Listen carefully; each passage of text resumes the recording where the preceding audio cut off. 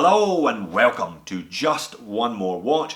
Welcome today to my first encounter with the brand Dan Henry. Now, Mr. Henry has been getting himself quite a reputation over the last few years of making quirky and interesting vintage-inspired timepieces from a range of different eras in horological history, from 1970 right the way back to today's piece, the 1939 Military Chronograph. Now, Dan describes military chronographs as being the smartwatches of their era, and indeed, if you dig into this one, if you get a good look at what I think is a beautiful dial, there are a number of quirky calculations that can be done by using the figures on the dial in conjunction with the chronograph movement. I thought I would start with a quick run through of the range from 1970 down to 1939 and then get stuck into the review of this one. Let's flip the camera and get on with it.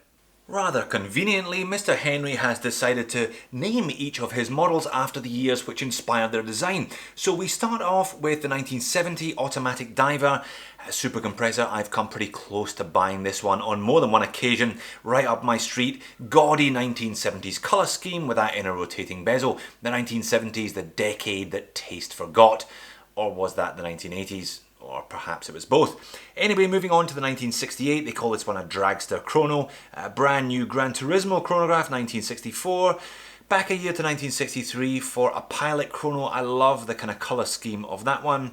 Interesting looking small second dress piece to 1947, and then we're all the way back to 1939 to the military chronograph that I'm going to look at today.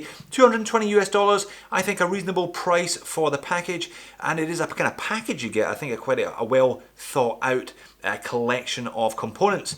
Nice little watch box here, slightly unusual kind of rotating tube, which contains within it this little kit bag. This is straight from the Second World War kit bag, I reckon, here, the watch roll with the Dan Henry name embossed in the corner. It's just pleather, but you wouldn't expect more at the price. And contain within the roll, you will find a 1-year warranty card, you will find the watch itself, and you will find a Dan Henry colour matched NATO strap. Now, if you watched my review of the Aquatical Blue Angels a couple of weeks ago, they included a NATO, but they didn't include any spring bars. I think it shows the extra care and attention that Dan Henry have gone to with this one. They include a set of quick release spring bars for you as well as the extra NATO strap. So 41mm in diameter. It's over 14mm thick though, primarily because of that lovely piece of domed glass. Now the glass is only a mineral crystal. It's sapphire coated K1 hardened mineral crystal, so not sapphire itself, but it is a lovely piece of dome there nonetheless. Lug tip to lug tip, 49mm. Lug width is 22mm, tapering a little on the supplied leather strap anyway, and weighing in at not very much, 71 grams. So a pretty light and comfortable watch if you're going to be wearing this one all day, every day. The three-piece case, the oversized onion crown, and those big chunky oversized pushers are all made of 316L stainless steel, as you would expect, and we've got a few different case finishes. Nice horizontal brushing there on the mid case, bit of polish on the upper case as well. And the supplied leather strap is actually alright. It's not the most interesting one in the world, just this kind of grained leather, but then again it is aping the style of the period. Nice little DH etched into the brushed buckle there. Dan Henry on the underside.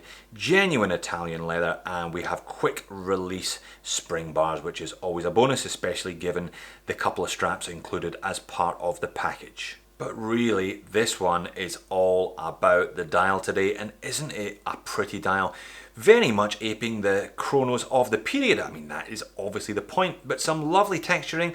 Actually, the numerals, the Arabics are all applied, everything else is printed, but printed very neatly and crisply, and as I'm sure you have already spotted, the hands are blue. Now, blue and not blued. These are not heat treated. I would imagine they're just painted blue, but quite eye-catching on this silver dial model.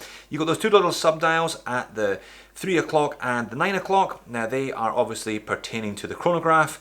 Miyota movement in this one, it is a 6S21 quartz chrono with that kind of multiple tick, the smooth sweep chrono hand there, as you can see when engaged. So we've got a permanent ticking second hand on the 3 o'clock subdial, and that's the chrono counter. You've got up to an hour of timing capability using the chrono. 1 push to start, 1 push to stop, and 1 push to reset, and it's that nice slow reset to 12. But to add extra period character and a little bit of quirkiness to the dial, it's not just a chronometer, you've got 3 extra features built in. It's a telemeter, a tachometer, and a pulseometer.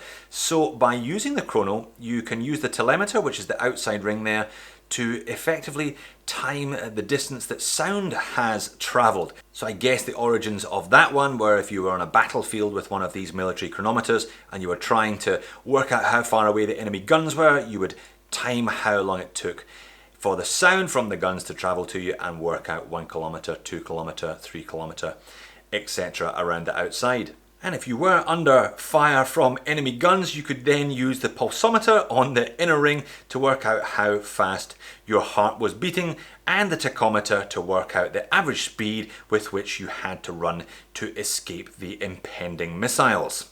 And flipping the watch over to look at the stainless steel screw down case back, giving this one 50 meters of water resistance. I should mention that these are limited editions. They're only going to make 1939. This one is 0820. You'll find another bunch of quirky and rather interesting little conversions. So these ones do temperature conversion from Fahrenheit to centigrade and back, fuel consumption from litres per 100 kilometres to miles per gallon, and pressure and speed conversion tables as well.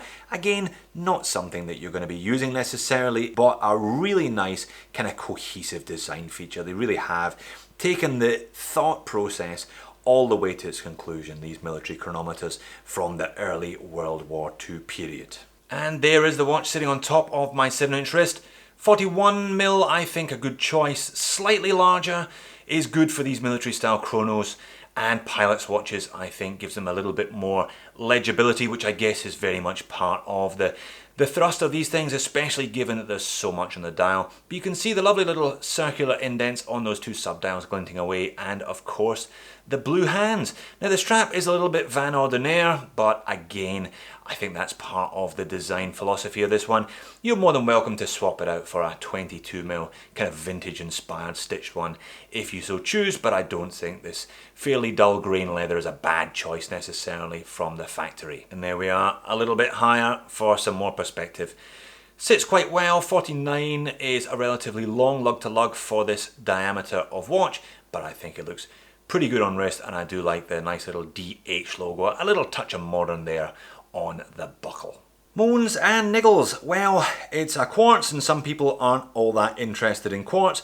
It would be fantastic if it was an auto, but then again it would probably be closer to $1,000 rather than $220 if it was an auto.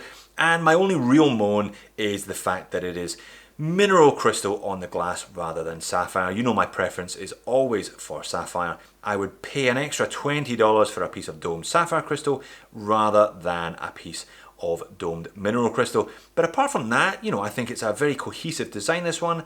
Looks quirky. There isn't really all that much out there on the market that looks like this at that price point. I guess you could try and find yourself a vintage chrono from the 30s, but good luck finding one of those for $250 or less.